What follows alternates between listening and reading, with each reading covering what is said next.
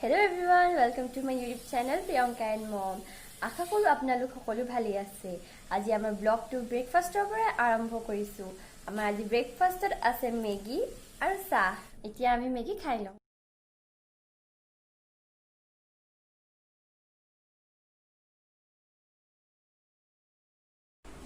Breakfast কৰি কাম বনবোৰ কৰি এতিয়া গা পা ধুই আজৰি হ'লোঁ। এতিয়া আহকচোন চাওঁ মায়ে দুপৰীয়া সাজৰ কাৰণে কি বনাব লৈছে।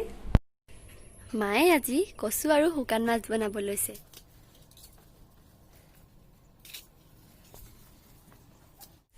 এয়া মায়ে কচু আৰু কচুলতি কাটি আনিলে।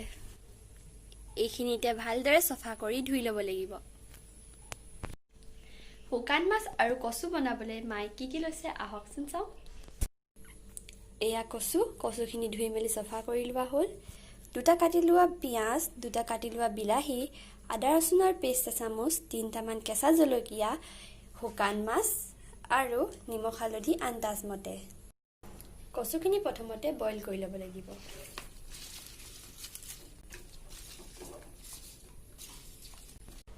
আনফালে মায়ে কঁঠাল গুটি আৰু আলু চব্জি বনাবলৈ ৰেডি কৰি আছে। আহকচোন চাওঁ। কঁঠাল গুটি বাকলিবোৰ গুচাই ভালদৰে চফা কৰি ল'ব।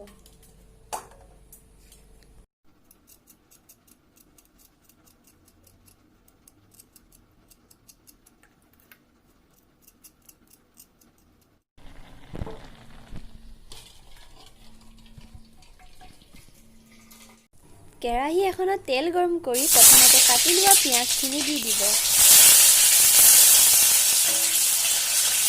পিঁয়াজখিনি অলপ ভজা হ'লে আদা ৰচুনৰ পেষ্টখিনি দি দিব আৰু লগতে কেঁচা জলকীয়া কেইটাও দি দিব।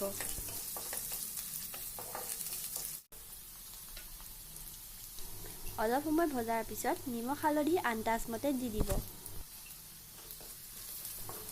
অলপ সময় সকলোখিনি ভজাৰ পাছত আগতে বইল কৰি লোৱা কচুখিনি দি দিব আৰু অলপ সময় সিজিবৰ কাৰণে ঢাকি দিব।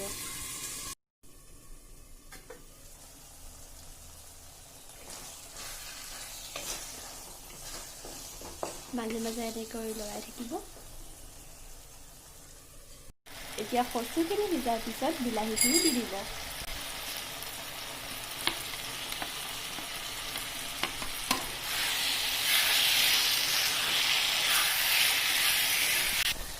এতিয়া বিলাহীখিনি সিজিবলৈ ঢাকি দিব। আনফালে কুকাৰ এটাত কাটি লোৱা আলু দুটা আৰু গুচাই লোৱা কঁঠালৰ গুটিকেইটা বইল কৰি ল'ব।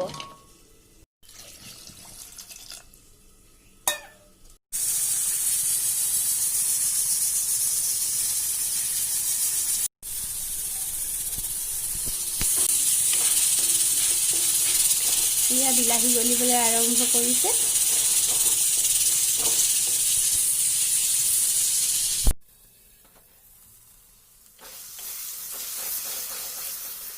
বিলাহীখিনি গলাৰ পাছত শুকান মাছখিনি দি দিব।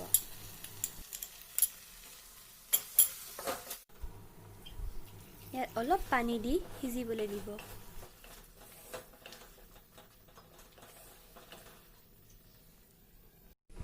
আনফালে কঁঠালৰ গুটি আৰু আলু চব্জি বনাবলৈ আমাক লাগিব বইল কৰা আলু আৰু কঁঠাল গুটি, দুটা কাটি লোৱা পিঁয়াজ, দুটা কাটি লোৱা বিলাহী, অলপমান কাটি লোৱা ধনিয়া, আদা ৰচুনৰ পেষ্ট, দুটামান কেঁচা জলকীয়া, দুটামান গোটা জিৰা, এচামুচ ৰঙা জলকীয়া গুড়ি, এচামুচ জিৰা ধনিয়া গুড়ি আৰু নিমখ হালধি আন্দাজ মতে।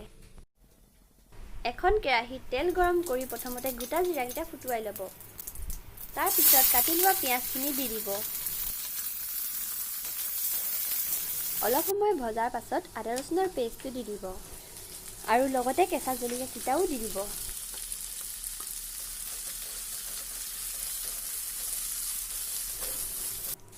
অলপ সময় ভজাৰ পাছত জিৰা ধনিয়া গুড়ি, ৰঙা জলকীয়া গুড়ি আৰু নিমখ হালধি আন্দাজ মতে দি অলপ সময় ভাজি ল'ব।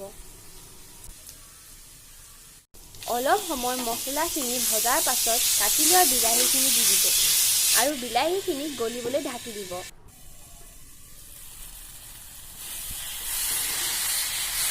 এয়া বিলাহী গলিবলৈ আৰম্ভ কৰিলে। বিলাহীখিনি গলাৰ পাছত বইল কৰা আলু আৰু কঁঠালৰ গুটিখিনি দি দিব আৰু অলপ সময় ভাজি ল'ব।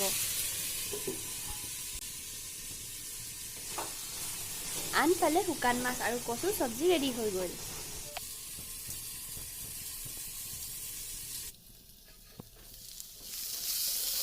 অলপ সময় ভজাৰ পাছত অলপমান গৰম পানী দি দিব। তাৰ পাছত অলপ সময় উতলিবলৈ দিব। পানীখিনি শুকাইছে, এতিয়া ধনিয়া পাত দি নমাই থ'ব।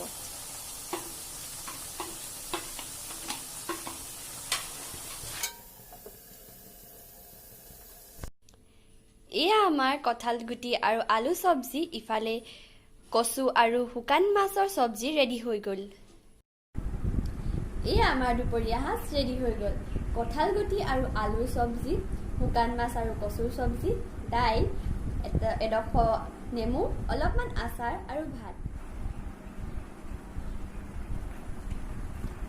ভাল লাগিলে।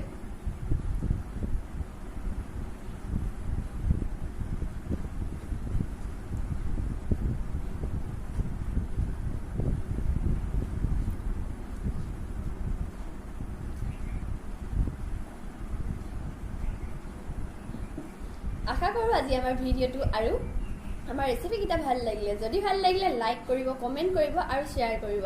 লগতে ছাবস্ক্ৰাইব কৰি ওচৰতে থকা বেল আইকনটো দবাই অল কৰি দিব, যাতে আমাৰ সকলো আহিবলগীয়া ভিডিঅ' নটিফিকেশ্যন আপোনালোকে প্ৰথমতে পায়। ভিডিঅ'টো চোৱাৰ বাবে ধন্যবাদ।